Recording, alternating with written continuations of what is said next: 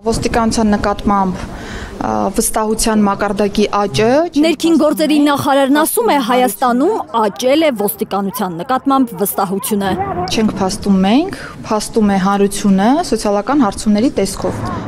ԵԱՀԿ-ն է հետազոտություն պատվիրել։ Հարցվածների 72%-ն ասել է վստահում է ոստիկանությանը կամ ունի չեզոք դիրքորոշում։ Թերահավատ են լրագրողները։ Ալավերդիում Պարեկը քաղաքացու մոտ զենք փնտրելու համար ասում է տաբատդ իջեցրա։ Այդ որ ոստիկանությանն են վստահում Հայաստանում, որի Պարեկ ներկայացուցիչը քաղաքացուն ասում է տաբատդ իջեցրու զենք եմ ման գալիս, կամ ցուցմունք են կորզում ծեծով։ Հիմա ինչ որ նկարագրեցիք, դրանք բոլորը կարծիքներ են դեպքերի մասով։ ՆԳՆ-ի համար ուղղակի կարծիք է անգամ այն, որ 2022-ի սեպտեմբերի 21-ին ոստիկանները եռաբլուրում բռնություն են կիրառել վարչապետի ճանապարհափակած որդեկորույս ծնողների նկատմամբ։ Կոնկրետ բոլոր դեպքերով կա ընթացք։ Մի դեպքում ծառայողական քննության տիրույթում է հարցը, մի դեպքում քրեական բարույթի նախաքննության փուլում, մի դեպքում դատական քննության փուլում։ Դուք ակնկալում եք, որ ես մի դեպքում քննիչի, մի դեպքում դատավորի փոխարեն անեմ եզրահանգումներ, եւ որ ես նման իրավասություն չունեմ։ Ներքին գործերի նախարարի իրավասության տիրույթում է մեծ ու փոքր գողերի դեմ պայքարելը, օրու մեջ մարդիկ ահազանգում են։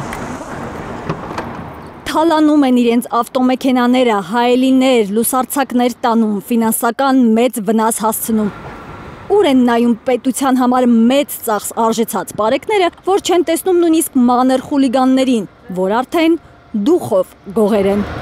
Այս պայդրությամբ փոխոստիկանապետի գլխավորությամբ իրականացման ինտենսիվ աշխատանքներ, որպեսզի կարողանան բացահայտել։ Զանգահարում են, նույնիսկ ասում են, այսքան փող, այսքան գումար, տելեգրամյան ալիքներ։ Հայաստանում 2024-ին 2023-ի համեմատ բնակարանային գողությունների դեպքերը ավելացել են 262-ով կամ 22.8%-ով։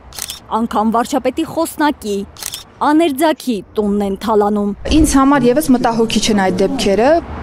Ժողովրդի ասած տուն կտրող խմբեր են գործում Հայաստանում։ Նախարարն ասում է, վերջերս ոստիկանությունը մի խումբ է բացահայտել, որը թալան է արել եւ Երևանում, եւ մարզերում։ Տիկին Նազելի Բաղդասարյանի, վարչապետի աներձակի Հրաչյա Հակոբյանի քպական պատգամավոր իրենց բնակարանների գողություն իրականացնող անձիկ կան այդ գողերի մեջ թե ոչ։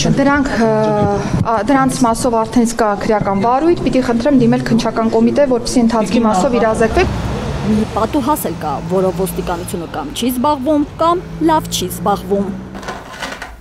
Հայաստանում 2018-ին թմրամիջոցների շրջանառության 877 դեպք է գրանցվել, 2019-ին 1088, 2020-ին 1226, 2021-ին 1544, 2022-ին 2266 դեպք։ Մի խոսքով թվերը միայն աճում են ու աճում։ Ամենաթողությունն է, որ օգտագործում են եւ այդ պիպետկաները փողոցներում շախտված են, այսինքն ոստիկանությունը այնքան անտարբեր, որ մարդիկ բացահայտ օգտագործում են ու այդ գործիքներն էլ փողոցներում շաղ են տալիս Տիկին Սարգսյանը։ Ամենաթողության մասով ոչ, որովհետև եթե կա կոնկրետ կլինի այդ ներարկիչը, կլինի կաթոցիչը, չգիտեմ ինչ անվանումներով որ կոչենք այդ բոլոր բաղադրամասերը, դրանց հայտնաբերման դեպքում, հատկապես պարեկային ծառայության դեպքում ունենք բավական բարձր ցուցանիշներ եւ դրանք դառնում են կրկին հաղորդում են դառնում։ Միայն անցյալ տարի պարեկները 3691 հանցագործության դեպք են բացահայտել, ասում են նախարարը։ Մոտեցեք մեքենային։ Իդեպ 18 տարեկան ես, կարող ես դառնալ ոստիկան։ 46։ Ներքին գործերի նախարարությունը օրենսդրական փաթեթով ոստիկան դառնալու համար նախատեսված 35 տարեկանի շեմը իջեցնում է։ Ուղղակի պետք է 18 տարեկանները տիրապետեն հայրենին, ոստիկանի համար անհրաժեշտ ֆիզիկական տվյալներ ունենան։ Եվ համաշխարհային պրակտիկայում շատ տրամաբանական է արտաքին ծառայության շրջանակներում անձից չպահանջել բարձրագույն կրթություն։ Այս ուր հասանք, հռետորական հարց են տալիս ընդդիմադիրները, որ իրականում գիտեն, թե ուր ենք հասել։ Այն Հայաստան, որտեղ հենց ընդդիմադիրների արձանագրմամբ ներքին գործերի նախարարությունը վաղուց ավելի շատ ոչ թե իրավապահ մարմին է, այլ վարչապետի պաշտպանության բանակ, որին տանում բերում են ավտոբուսներով այնտեղ, որտեղ վարչապետը գնա։ Մի տարուկես առաջ հարցում է ուղարկել ավտոբուսների վրա ինչքան փող է ծախսում։ Պատասխանել են 70 միլիոն։ Ընդդիմադիր падգամավորը պարզել է, որ ուղղակի էսպես։ Վերջ Պատավատապետությանը Փաշինյանական ակցիայի ժամանակ ՊՆ-ից, ԱԺ-ից կրճատված ավտոբուսները տալու են ՆԳՆ-ին, որ սպասարկեն վարչապետին։